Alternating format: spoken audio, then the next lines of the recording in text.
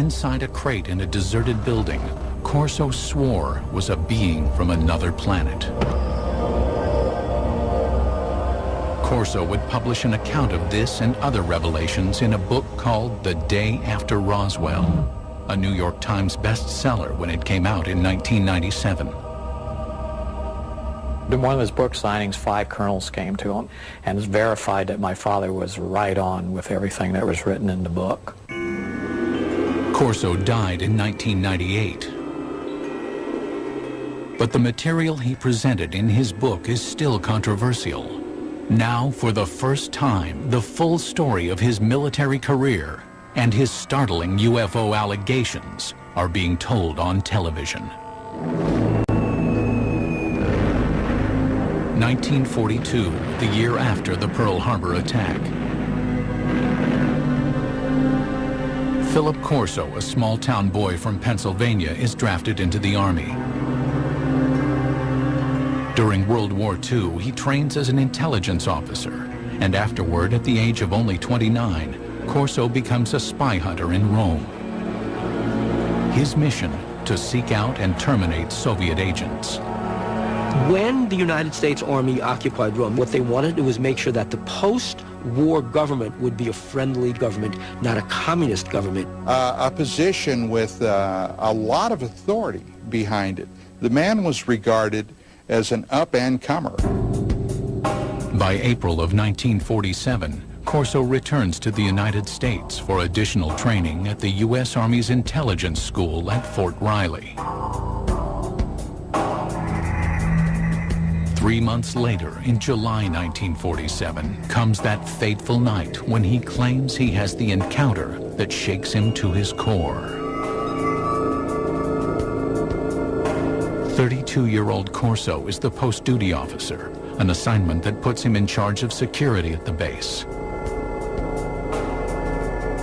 That evening, Fort Riley is buzzing with rumors. 5 trucks containing debris from a mysterious aircraft accident in Roswell, New Mexico, have arrived at the base in Kansas.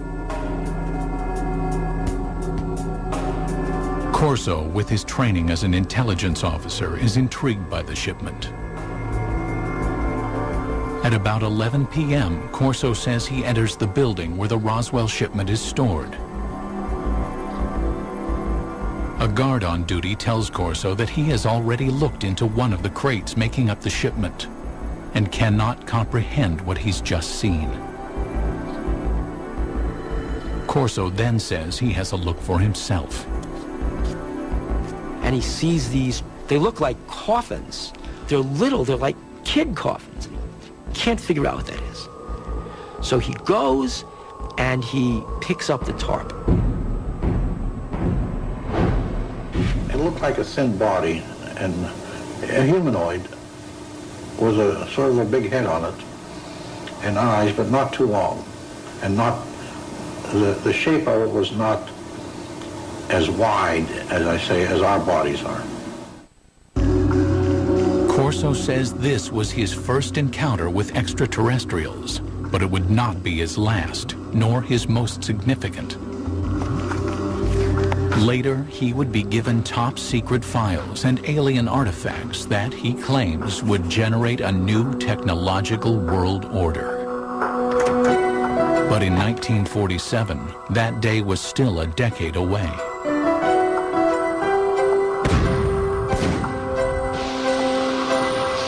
The outbreak of the Korean War in 1950 puts a hold on Philip Corso's ruminations on extraterrestrial beings. Corso joins General Douglas MacArthur's staff as an artillery targeting specialist for UN forces. After the 1953 armistice, he remains in Asia, serving as an intelligence officer, repatriating American and Allied prisoners of war. I came to know Phil Corso because he had been a special projects officer in the Far East Command for prisoners of war under MacArthur, and then later held the same role and capacity for the National Security Council as a staffer in the Eisenhower White House. According to his military records, in July of 1953, Corso is promoted to the rank of lieutenant colonel. He says he is a trusted advisor to President Dwight D. Eisenhower, informing him of what Corso asserts is rampant KGB infiltration within the CIA. And Corso was screaming about this in the National Security Council to Eisenhower. Corso states that Eisenhower rewards him with his own combat command. In 1957, military records confirm Corso is placed in charge of an artillery battalion at Red Canyon Missile Range.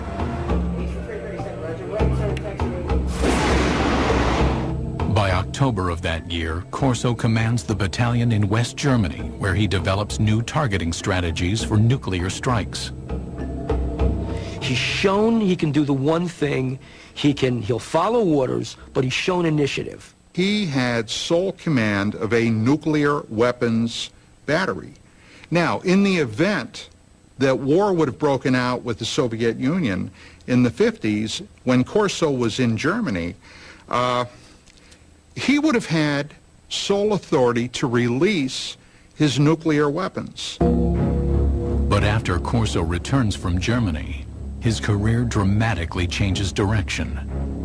The gifted intelligence officer, fearless spy hunter, and artillery commander who controlled the world's most powerful weapon now becomes a reservist in the National Guard. In October of 1960, Corso is virtually in retirement, a part-time unit advisor to a National Guard base in Maryland. You could say it meant that some people were displeased with him, but it's just as easy to say he didn't have what it takes. But Corso's supporters believe Corso is being groomed for his most important and most secret assignment. Now there is a big green hand running his career. That big green hand is the hand of Arthur Trudeau. Philip Corso has a powerful mentor in Lieutenant General Arthur Trudeau. A West Point graduate, class of 1924, Trudeau quickly gains a reputation as a forward-thinking officer, comfortable with high technology. In the Cold War era, he pioneers technological training for intelligence officers, and by 1958 is named Director of Army Research and Development. When Trudeau gets a chance to appoint a deputy, he brings Corso over, and thus begins Corso's stint in Army R&D. General called me and said, "Don, established Foreign Technology Division, and you're the chief of it. And you got an office down next floor under me." Through this point in his career, Corso's Army job history is easily verified by examining military records. Look, he did work in the Pentagon. His office was there. I have the roster. And he worked for General Trudeau, and he certainly knew him well. There's no question about that. But after his Pentagon appointment, the paper trail of his career is harder to follow, and his assertions more difficult to confirm. Corso wrote that his Pentagon job entailed analyzing foreign military hardware, such as helicopter armament developed by the French, or the British military's vertical takeoff and landing fighter. Then the technology would be reverse engineered. The military has had, over the years, a number of projects where enemy technological devices have been recovered by American forces. So one of Corso's jobs was to get this foreign technology, this French technology, and reverse engineer it. And then if they had something good, fed into our own technological timeline. Reverse engineering plays a significant role in the spycraft of the Cold War era. The Soviets used captured American Sabre jets to reverse engineer U.S. technology, and the U.S. captured Soviet MiGs to reverse engineer Soviet technology. But if Corso's routine job involves examining technology from abroad, his task would soon change. Sometime after July 20th, 1961, Corso claims that General Trudeau calls him into his office and gives him an astounding directive. Examine technology captured from the 1947 alien spaceship crash in Roswell, New Mexico. Trudeau has a filing cabinet delivered to Corso's Pentagon office. Inside, Corso says, is proof positive of aliens visiting Earth, and alien technology that Corso insists he will use to change the world.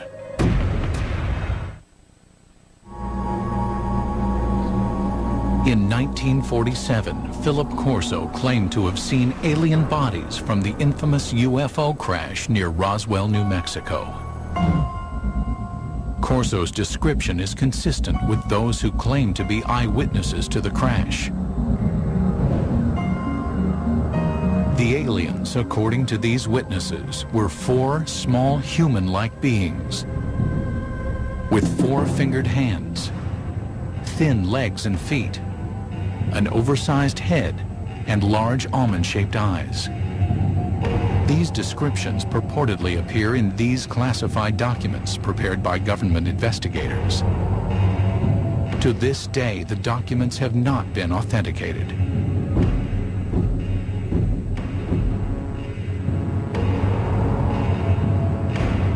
Corso insists that he told no one about what he saw at Fort Riley.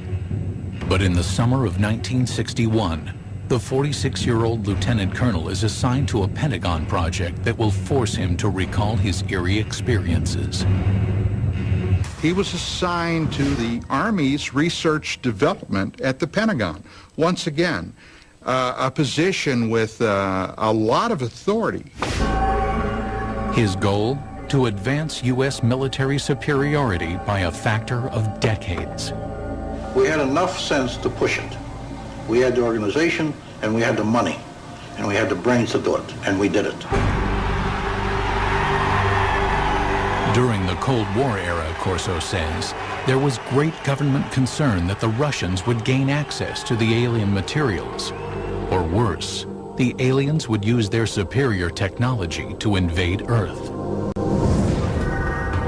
According to Corso, an ordinary filing cabinet contains the extraordinary artifacts of the Roswell crash.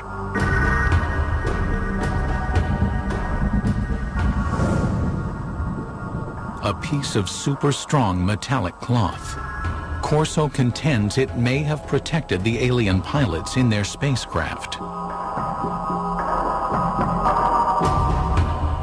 A tube that appears to shoot a searing red light. Corso thinks it might be a surgical instrument or a weapon. An alien-made headband that, according to his military reports, might have been used to transmit thoughts or control the alien craft. An imprinted set of miniaturized circuits, perhaps a prefabricated microcircuit.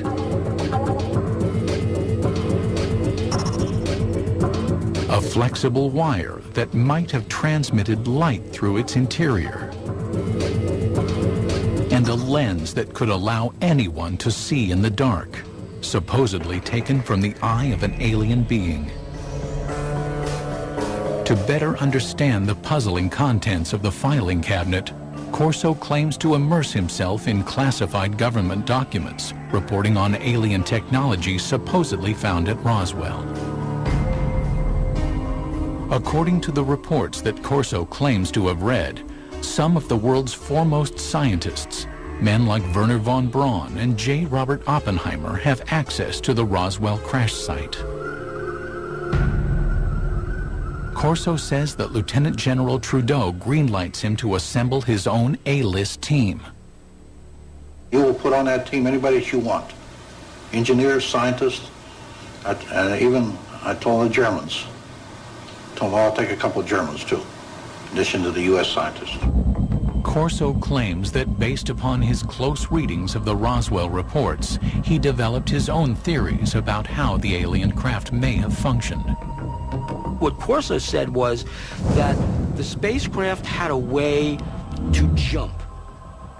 It didn't fly from wherever it came from to here. It jumped. And he said that's all they knew, that there was a wave around the spacecraft that allowed it somehow not to be a spacecraft, but a time machine. And the reason is that to travel the kinds of vast distances it had to travel, it had to leave what we understand in physics as a space-time continuum, drop out of that, and suddenly reappear in a new spot. In Corso's personal notes are sketches detailing his concepts. Corso speculates that the alien craft is navigated by a mind control interface fitting the alien cranium. It seemed as though by revolving the headband around the alien brain drawings, you would match up the pickups on the headband with various parts of the alien brain. His background research complete, Corso maintains he is ready to move on to the next phase, distribution. He will hand off the alien technology he says comes from Roswell to appropriate defense contractors for development. Try to imagine what would happen if a spaceship crashed on Earth and there was a fabulous piece of technology and somebody like Corso pulled it out and gave it to research labs and said, here guys, figure out how this works. The result, Corso maintains, will lead to a complete reconfiguring of the world's most advanced technologies.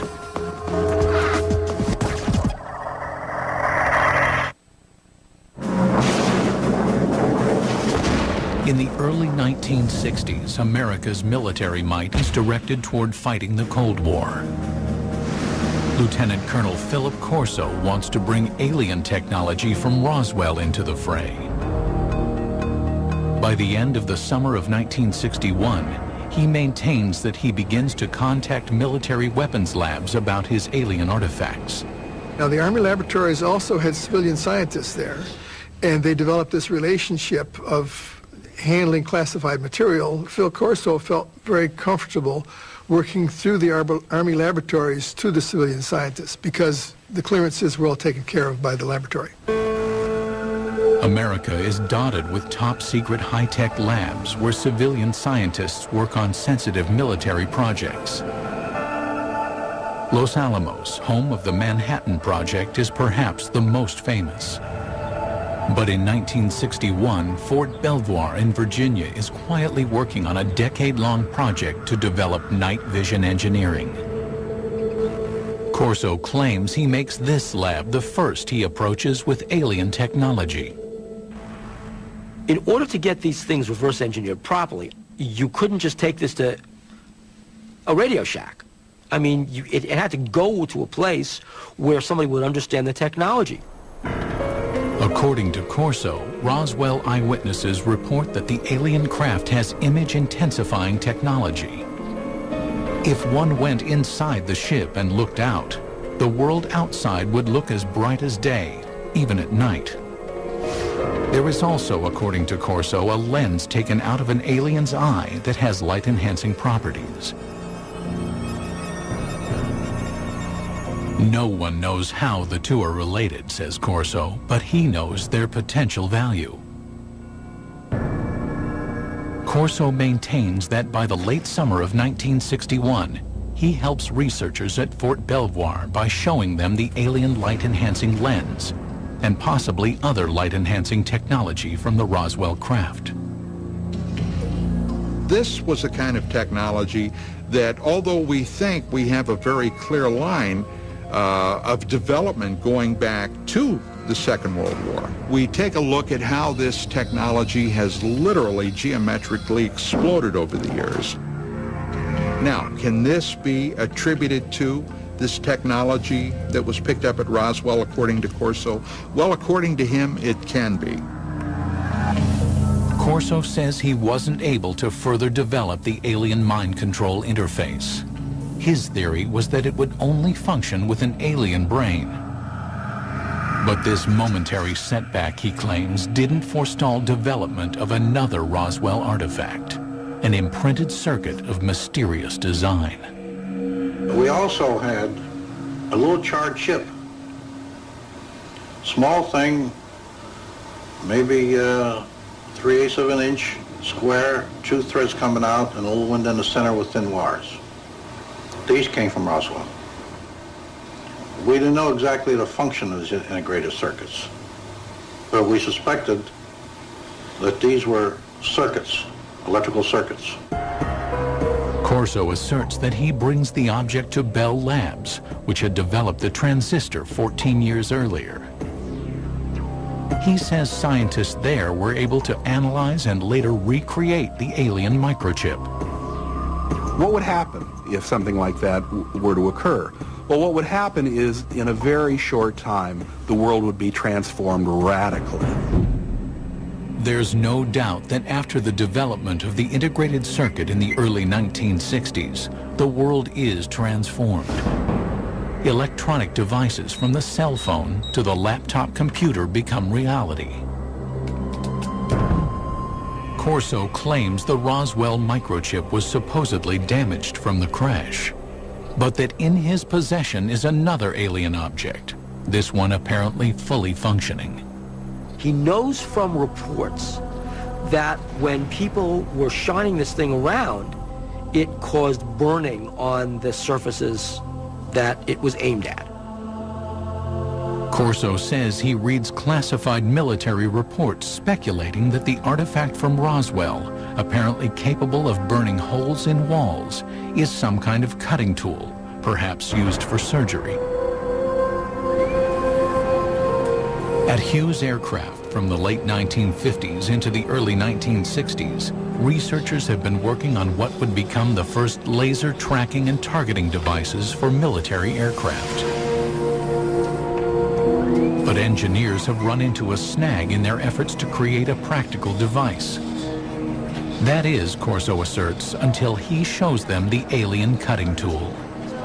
It did accelerate after 1960-61 because people figured out new ways to make lasers. And as the science advanced, the engineering advanced. Corso's filing cabinet reportedly contains another treasure from the Roswell trove. It was glass tubes. And they emitted different color lights. And those were sent to Bell Laboratories. From that was one of the greatest advancements I think we have today, came out in fiber optics. Many UFO researchers theorize that the spacecraft had no wiring because it was fitted instead with fiber optic cable. Transmitting information with light happens to be an old technology. It dates back to one of the pioneers of the telephone, Alexander Graham Bell, who experimented with a device he called the photophone in 1880. Most people have never heard of it, but back in his day, serious scientists thought that the photophone was a more impressive invention than the telephone. The photophone was a way that you could transmit a voice signal over a beam of light. Corso's research tells him that data transmission via light had failed because scientists could not direct a beam of light around corners. But Corso contends that the Roswell artifacts might hold the answer. They were looking at this glass fibers and say, wow, the light actually turns a corner. How can light go in curves? And then they concluded the reason for that was because it had a cladding wrap on it. The cladding was the key discovery you had to make in order to make fiber optics work. Although it would not be until the 1970s that fiber optics were in general use, UFO researchers believed that the cladding wrap on the alien artifact, an outer covering on the fiber that guided the light, made it possible for earthly fiber optics to advance. Corso also says he examined some curious super strong fibers that his military reports claim come from the aliens' flight suits. The first thing of the fabric that amazed me was a thread that I couldn't cut with a razor blade. Just a thread. In his book, Corso offers a theory about the fibers composing the alien flight suits. The alien bodies, probably the more vulnerable aspects, were protected from what had to be incredible energies by the super tenacity of the fabric, which somehow formed a shield. And Corso said they didn't put these on, they were woven around them. In other words, they spun them like a cocoon. According to Corso, he wonders if these super strong fibers could be developed into super strong bulletproof shields for law enforcement and military use. Corso said that the Army tried to bring it to the University of Colorado to try and fabricate this technology.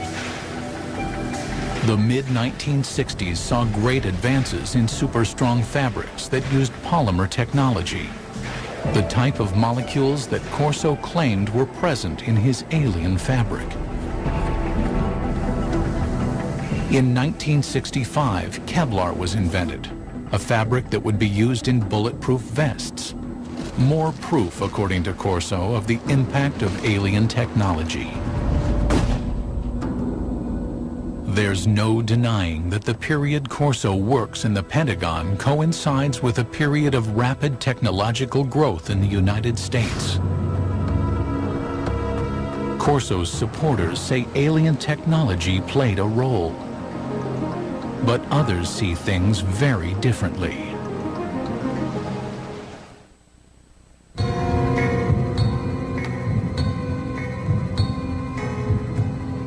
In his best-selling book, The Day After Roswell, Lieutenant Colonel Philip Corso claimed to introduce alien technology from the 1947 Roswell crash to the American military's technological agenda.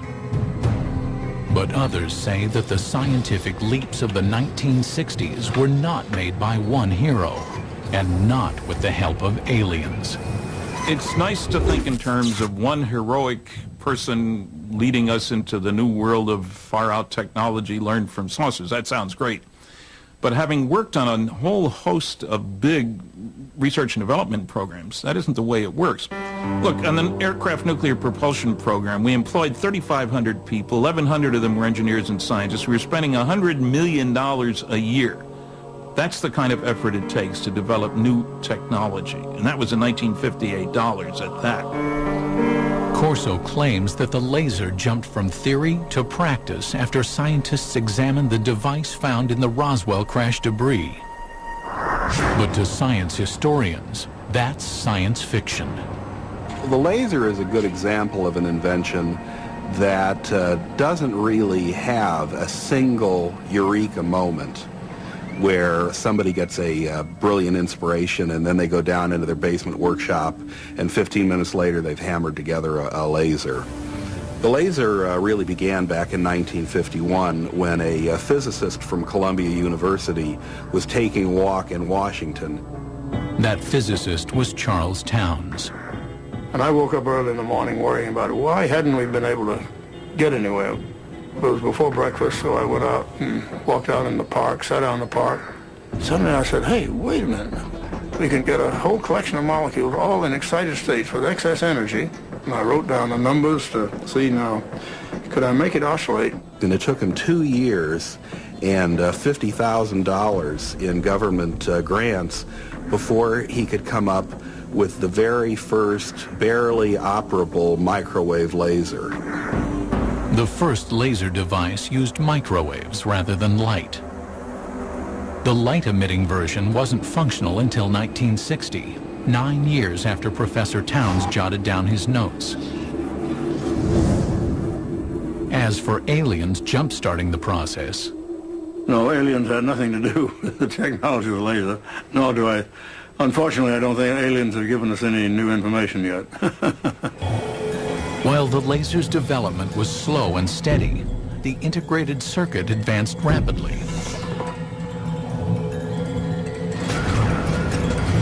But the greatest progress was made by scientists well after Corso retired. The real breakthrough happened in 1971 when a guy named Ted Hoff conceived of the idea of putting an entire microprocessor on one piece of silicon, a computer on a chip. Basically what happens in an integrated circuit is that you are controlling the flow of electrons, or actually in some cases the absence of electrons. Ted Hoff, known as the architect of the microprocessor, started working on integrated circuits in 1968. Hoff disputes Corso's claim that an alien ship captured from the Roswell crash made an earthly version conceivable. If you have a crash scenario, there's presumably damage done, and that damage may make the device even harder to analyze.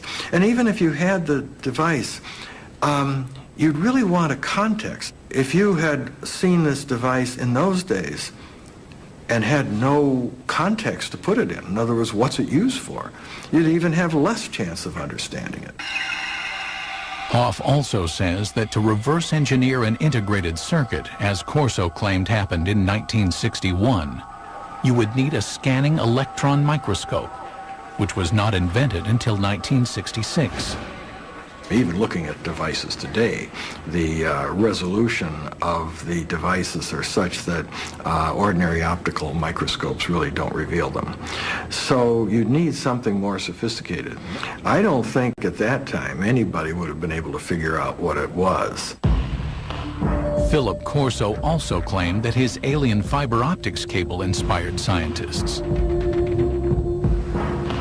But science historians don't support his assertion because fiber optics required a convergence of technologies occurring over decades of development. The idea really became interesting in 1965 when lasers were available and people suddenly realized there was commercial use for fiber optics. So shortly after that, the project was tackled by a trio of inventors at Corning, and they came up with a successful fiber optic in 1970. The highly directional light of a laser improved signal strength. The team of researchers at Corning Glass created a form of fused silica. This super pure glass material was capable of carrying 65,000 times more information than copper wire. This made fiber optics commercially practical, 10 years after Corso claimed to have accelerated the technology. That's the real achievement that Don Keck and Peter Schultz and Bob Maurer came up with when they were at Corning. It was coming up with this completely unexpected way to make glass. Corso also stated that he inspired a quantum leap in image enhancement technology. But science historians say the technology of turning night into day was also decades in the making. Progress increased so incrementally. It goes all the way back to the 1940s when image-intensifying radar scopes were issued to Allied troops in the Pacific Theater. The first night vision gear employed thermal imaging. Developed by the Germans during World War II, it brought heat energy into the visible spectrum using an infrared light and a receiver. Then, by the early 1960s, William Spicer, a Defense Department researcher, had created image intensification technology. Fort Belvoir scientists built upon his work. Image intensification requires no additional light. Functioning like a radio receiver for light waves, it amplifies existing light. Today's image intensifiers are small enough to be worn as goggles and are capable of amplifying light by a factor of 35,000. Scientists suggest that if Corso really had an alien image enhancer, showing it to researchers in the 1960s did little to advance the technology's measured progress. The engineering that was required just progressed at a very slow rate. Making night vision work was largely the result of really brilliant engineering. Finally, according to technology experts, Corso's super tenacity fibers came not from alien spacesuits, but from years of research by a scientist named Stephanie Kwolek, who worked at the DuPont Company. She learned how to organize super strong chains of atoms in 1965, and by 1971, Kevlar was on the market. The theory that something like Kevlar came off a flying saucer strikes me as being insulting to someone like Stephanie Kwolek, who poured enormous amounts of effort, years of her life, tremendous dedication and brain power went into cracking the secrets of nature. Furthermore, some skeptics insist Lieutenant Colonel Corso simply didn't have the technical background to run a reverse engineering program. I read something he'd written years ago and found that it was not high-tech. I worked for General Electric, Westinghouse, General Motors, TRW Systems, McDonnell Douglas, with lots of technical people. I'm a physicist myself. And I saw nothing in what Corso had written that gave any indication of his having the knowledge, the skills, the talent, the background to handle stuff like this and get it into industry. Corso had an answer to this objection, claiming that his team of A-list scientists helped him interpret the Roswell cache. I didn't have the training or the background for something. You know, they got highly technical. But fortunately, the German scientists were there. I knew von Braun, and I knew Hermann Obert. Obert was a man that said we've been helped. But we had to keep it quiet to protect our budget, to protect our organization. For doubters, there is also the issue of Corso's rank. A lieutenant colonel, some argue, wouldn't be running things as Corso claimed he was. I think an indication of his value to the military would have been given by the fact that he was not a full colonel, despite all his years in service. But others stand by Corso's assertions, particularly those who say they're familiar with the way the U.S. military functions. Back in those days, you know, a lieutenant colonel had a lot more authority and position than a lieutenant colonel today has. And even today, you've got lieutenant colonels doing quite a bit of the important tactical and even strategic planning and operation. The History Channel contacted the military contractors Corso claims to have worked with, and all say there was no alien involvement in the technologies Corso says he jump-started. No memos, directives, or paperwork of any kind exist to directly support Corso's assertions about reverse engineering alien technology. But Corso's supporters say there is no paper trail for a very good reason.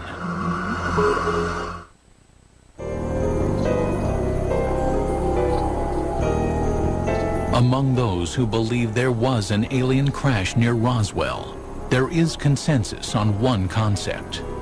The U.S. government systematically suppressed the truth. The government of the United States and other governments around the world have gone out of their way to keep that wrapped up inside a riddle that's smothered by an enigma. Philip Corso says he also had to keep his reverse engineering program under wraps. We couldn't discuss it. We made a decision. It cannot be discussed outside of us. We're doing good. We have the authority, we have the money for our R&D projects. Well, that's fine. Let's keep it that way. Let's not get mixed up in the murky area of whether they exist or not. As for Corso's contributions to the advancement of science, skeptics say that the technology he claimed to have pushed forward was ready to emerge anyway. As proof, they offer up the mind control headband, one alien technology that Corso did not claim to develop. Today, it's well on its way to becoming a reality without his help.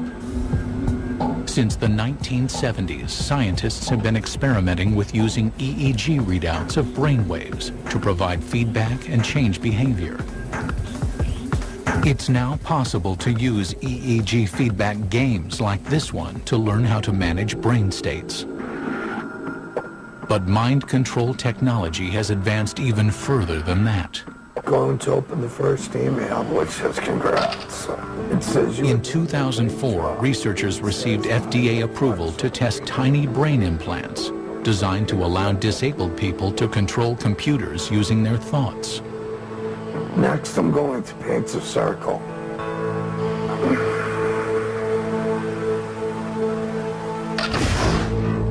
UFO researchers say the government's supposed cover-up may forever obscure the facts of Roswell. And therefore, also obscure the truth about whether alien technology played a supporting role in the development of fiber optics, super strong fabrics, lasers, integrated circuits, or battle-ready image enhancement. Some people think that, for example, aliens intervened in 3500 BC in Egypt to help the Egyptians build pyramids. You know, well, doggone it, the Egyptians of 3500 BC were fully capable of putting big blocks on top of other big blocks, right? If the Egyptians had suddenly developed cell phones or something like that, then I would say, okay, there's intervention there. But that's not what they did. But while Lieutenant Colonel Philip Corso might be questioned, his ideas deemed controversial, and his predictions dismissed as the stuff of science fiction, his impact on UFO legend and lore can never be minimized. The military, the Pentagon, the government of the United States does not give that type of authority to a loose cannon. This man was highly regarded, highly respected. At my age, what do I have to lose? I have to let my grandchildren and my children know this, because how long will I be around yet? And when I go, it goes with me. There must have been many days that Philip Corso said to himself, why me? Why do I have this information? And again, I think that's one of the things that probably plagued him for so many years. It's pretty difficult to keep a secret like that within yourself. Even today, only 10% of the story is told, my father says.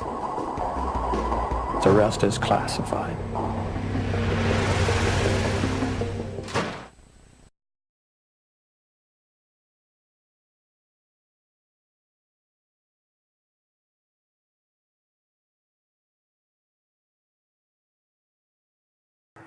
When I began to gather myself together, I had met by this time other people who had had similar experiences. I began to ask myself, what did they want from me? I speculated about whether or not what seemed like a psychic attack could have been warnings. I have remembered more and more not only the vision of the apocalypse, but other warnings and consistent warnings, not only to me, but across the whole community of people who have had this experience. A lot of them get the same warnings, that we're in trouble, that our environment is in trouble. So I'm not alone in that. And that has become really a central feature of my current life.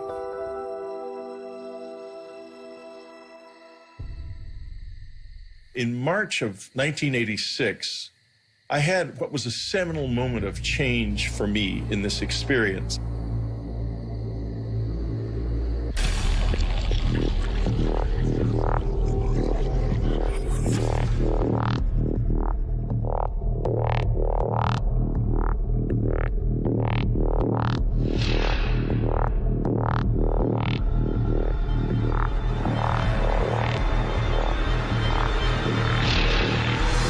Oh, God. After it became clear to them that I was trying to engage with them, they began to respond in various ways. It was the most extraordinary experience I've ever had. I remember seeing a bright blue light come under the door. I said, okay, let's do it. I just want to get to the bottom of this. I had no idea what I was in for.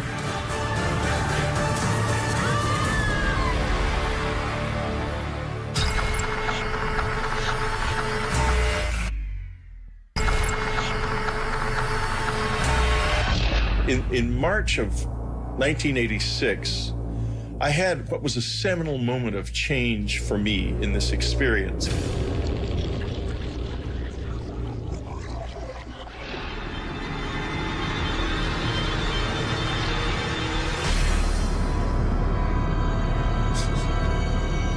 The sensation I felt when I tried to move on that night was like I was being impeded by something that really slowed you down, like a thick tar or something. When they are there, you have a feeling that is almost impossible to describe. I was terrified, but I sort of forced a grin onto my face and tried to smile. I couldn't smile very well.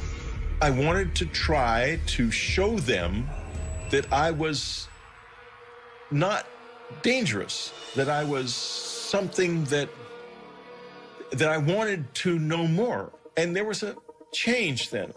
After it became clear to them that I was trying to engage with them, they began to respond in various ways. They were trying to build a bridge, I think. I think that was the first moment when there was any kind of real exchange.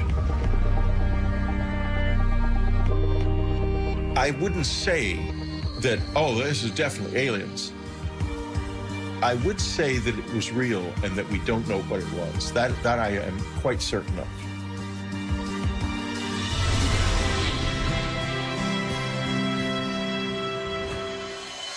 The public reaction to my book Communion was very complex. Literally, as soon as the book was published, letters that week, literally the week of publication, letters started coming.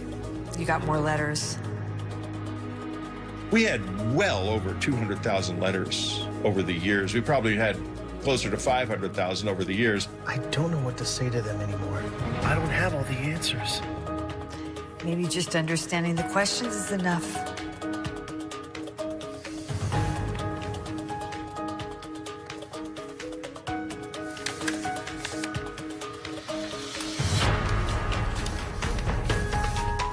After I began to read them, I realized there's something happening on planet Earth that we do not acknowledge.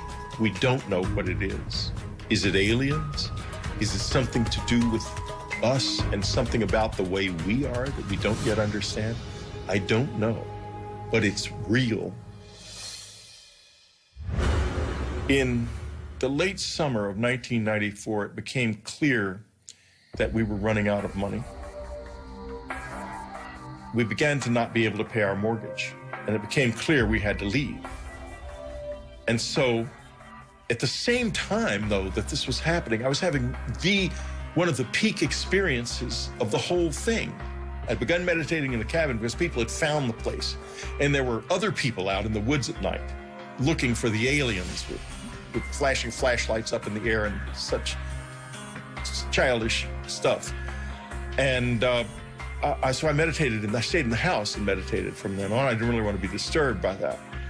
And one night there were these thuds on the roof right above me. And the next moment I could feel a presence in the room. At this point, these years later, I was easy with their presence in the house. I wasn't scared of that. And I finally said, I want to see you as you really are.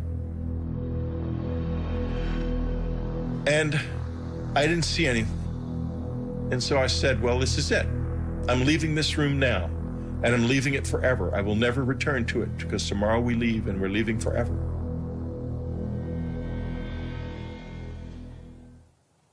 And I left the room. I went to bed.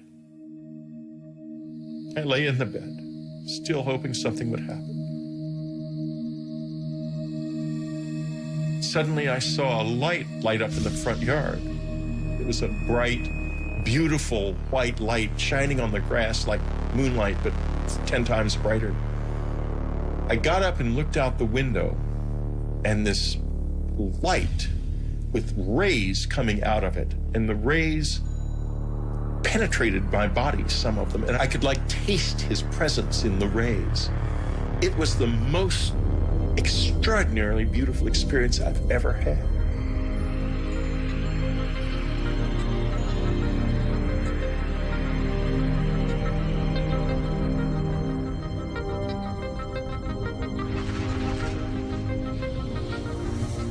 The next morning, we left the cabin, and the experiences have never been like that since then.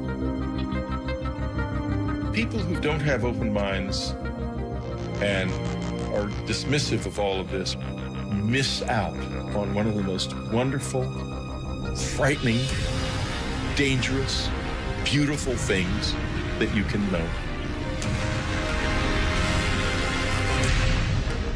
I did not ask for this. I did not know about it. I did not expect it. I did not want it, that's for sure. But it burst into my life without warning, and it's never left me since.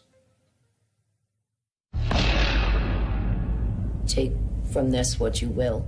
This does happen to me. It has been happening to me all my life, and you don't have to believe because I know the truth.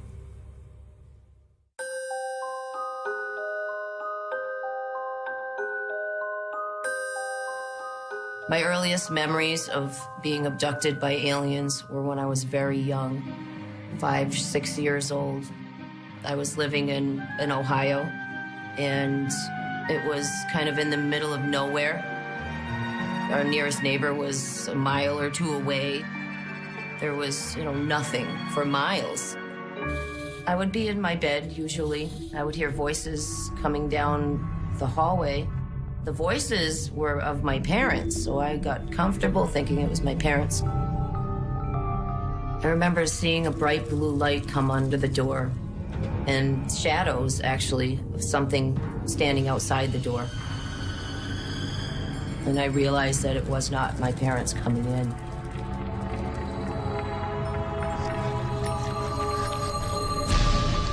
When they got close, I'd see those black almond-shaped eyes just staring right at me. Emotionless eyes just looking at me. And they would extend their hand and I would grab it as if I was really comfortable with them and had done this many times before. And they often would let me take my favorite stuffed animal with me. As a child, I didn't realize that these beings didn't visit everybody at night. I thought when people went to bed, the bald man would come for everybody. And it was just a normal thing.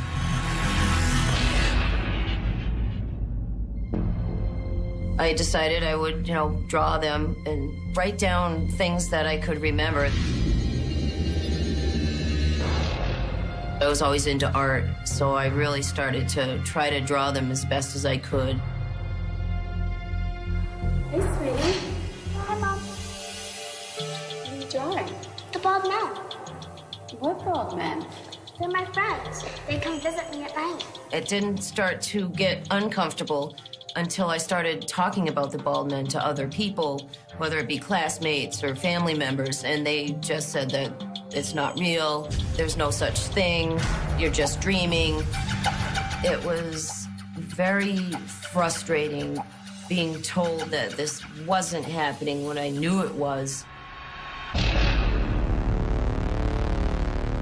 Okay, Audrey, I need you to relax. As an adult, I would remember bits and pieces. I remember them coming in. I remember them doing something to me so I couldn't move. I remember them bringing me somewhere else and being other places. But the things I didn't remember were, what were they doing to me when they took me? And I said, okay, I need to find people that could maybe help me. Close your eyes. Take a deep breath. Regression was a great tool to bring back the missing pieces, the memories. We're gonna focus on a room. Didn't even think about it, didn't get educated on it, said, okay, I'm gonna get hypnotized, let's do it. I just wanna get to the bottom of this. It's a basement. You're gonna walk down the stairs. And in the back of my mind, I'm thinking, this isn't gonna work. Those memories are gone. I'm never gonna remember what's happening. And I didn't know anything about it. I had no idea what I was in for. 3, 2, 1. Audrey, tell me what you see. Tell me what you see. What you see. My first hypnosis session was the most traumatic experience that I think I've ever had in my life. And I wasn't ready, I think, to see what they were doing. I wasn't ready to accept it.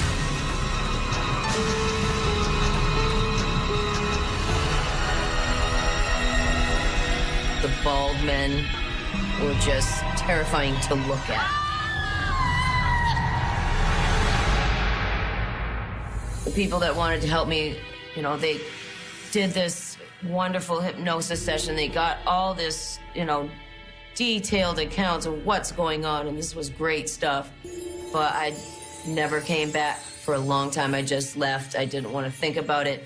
They gave me a copy of the tape. I never listened to it to this day. I try to forget. And I just ran from it for a long time. I started to live in denial that it was even happening until they came for me. I was just getting ready to go to bed. My window was open, and all of a sudden I started hearing the shade flapping.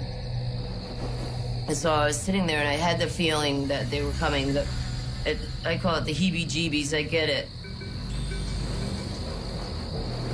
And it's like a pure state of panic, anxiety, but at the same time, almost like I feel like I'm magnetically attracting something to me. I can't explain it, but it is some kind of attraction.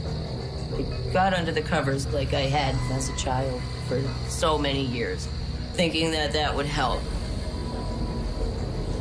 And I don't know, something kind of snapped inside me, and I said, I want to see what's coming and what has been coming for me for so long.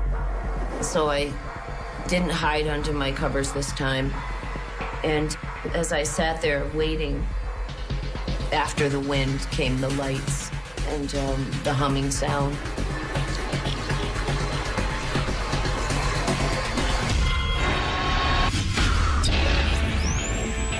I woke up at a time I wasn't supposed to wake up. As I grabbed him, I heard, "Watch out for the mother."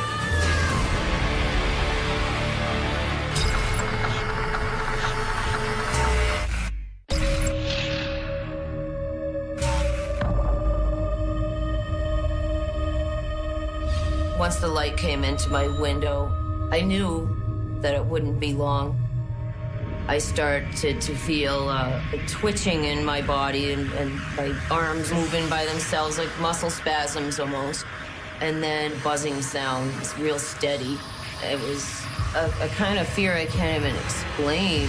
Total confusion, anger, what are they doing? And then, of course, why? Why?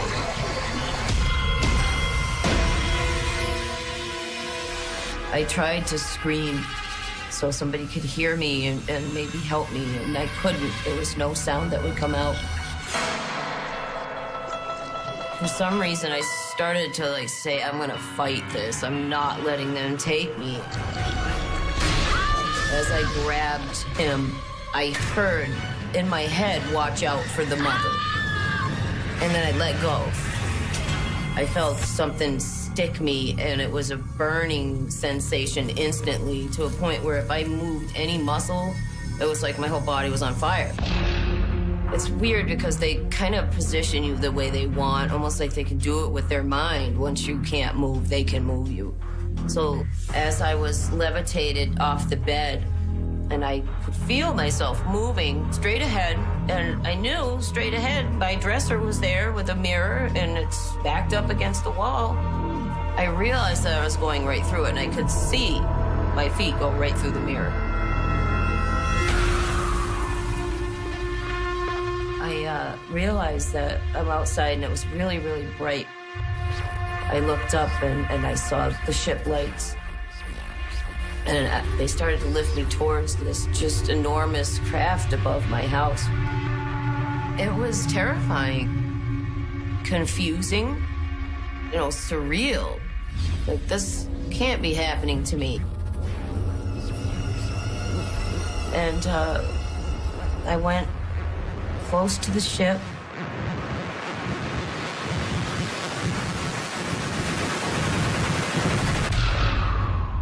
And that was the last thing I remember. And then I just blacked out.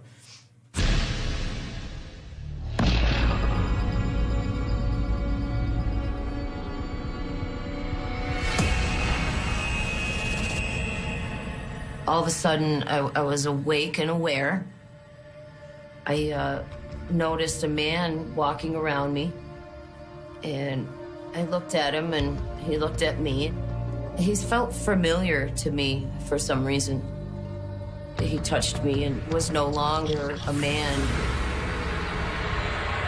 At this point, I asked it, and when I say asked, it's completely telepathic, and you somehow know who it's coming from, and even if there's a group of them. Finally, I asked, after all these years, why are you doing this to me? And he said that they were working on altering my DNA. When he was talking to me, he actually cared. And that was a feeling that was really confusing because, of course, if you care, why do you abuse me? If you care, why are you doing this? But then I got to ask him, and he said what he was doing. This was like a breakthrough. I got to talk to him, and it's been years.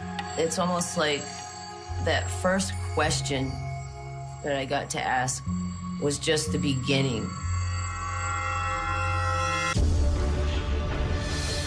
There was a machine. It was strange looking, but I knew it was some kind of a clock. And it was counting backwards. I heard the words war, and then just blacked out completely. And that's all I remember until, I woke up at some point. I don't know how long it was, but I regained consciousness. I'm still on the table. And they're doing something to me. They had a machine that actually physically came and removed my eye.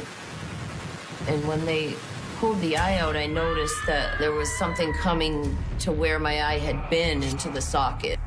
This big, long needle, they put it into the eye socket, did something.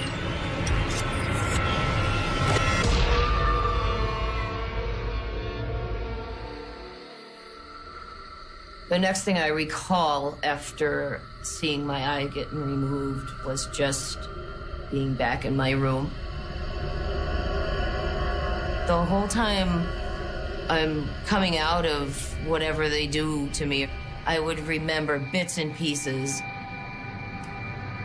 I scrambled to my journal and I wrote down what I remembered. I don't usually even look at my journal because it does tend to bring back a lot of the fear and the emotions. And, sometimes it's meant to be forgotten for good reason. Years later, I started to have physical problems from it and actually had to, undergo various surgeries because of unexplained scarring in my tubes and ovaries and uterus. There was just, the doctors didn't know what it was from. There's just scarring in there. I never told the doctors what I knew it was from. It's not something that you can say, all right, hey doc, this is what's going on, especially back then.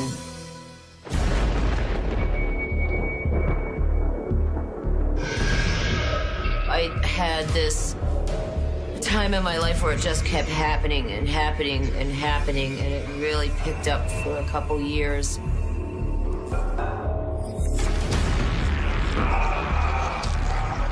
This encounter started as it always does. When I woke up, there was one of the Greys standing at the foot of my bed, and I saw him there, and then just blacked out completely.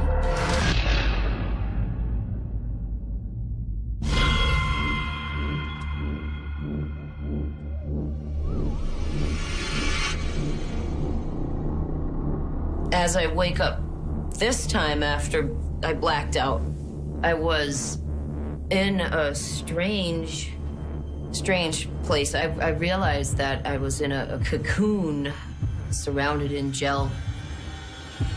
I started to panic.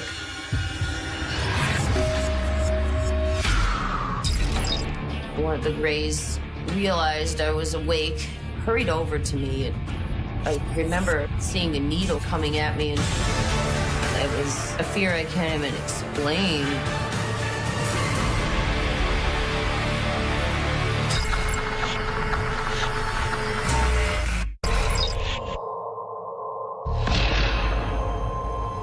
I realized that I was in a cocoon surrounded in gel. I looked through the gel and the cocoon. I'm looking out into the room, and I noticed that there's some grays in there, and I couldn't tell exactly what they were doing, but I was distracted by a small girl. Looked like a small child, but it was what appeared to be a hybrid of a human and a gray alien. She was really strange. She wasn't dressed in the same clothes that grays wear. She was dressed like it was old-fashioned clothes, maybe 1800s. It was confusing.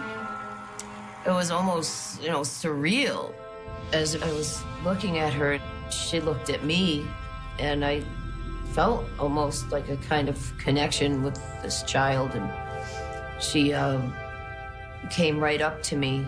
It was not just an interest, it was a connection, like a deep connection, and it felt a familiarity with her. One of the grays realized I was awake, hurried over to me, and I remember seeing a needle coming at me and right through the cocoon. And then I just blacked out. And she's just always had a place in my heart, I guess, for, from the experiences. I always remember that child.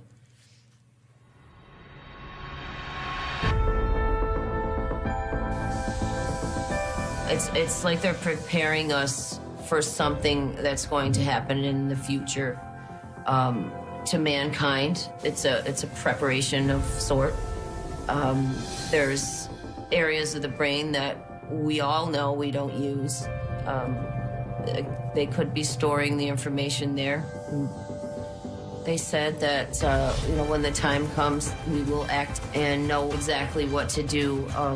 Whatever's going to happen, I think that as abductees, we're being prepared to assist others with whatever change is coming to this planet.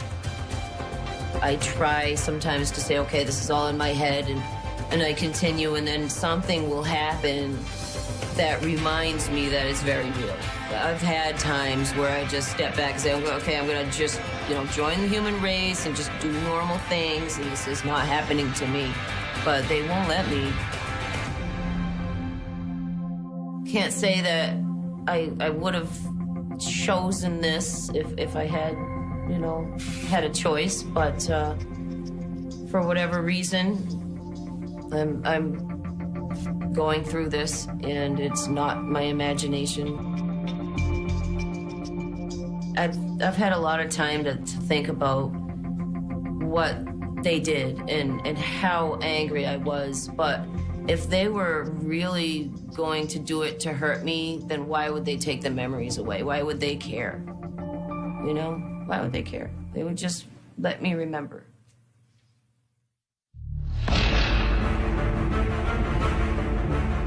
I think that literally everybody is afraid of this. I think it happens to far more people than remember it at all.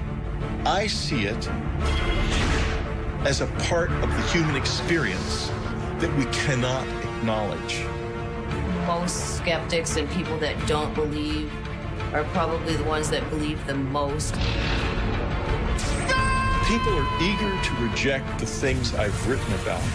And they are so scared of it that they have to put it out there that it's not happening. But when they look up in space at night, I think they really know that there's not a chance that we're the only species here in this universe. And it's an unknown that every single one of us senses is there. And I know that the population of people are being able to start talking about it. It's like there's a worldwide awakening happening right now. That there is something happening on this earth to human beings that is powerful and real, and that we either don't or can't acknowledge, even to this day. If you don't believe now, then just wait a little while, because the proof is coming. Bye.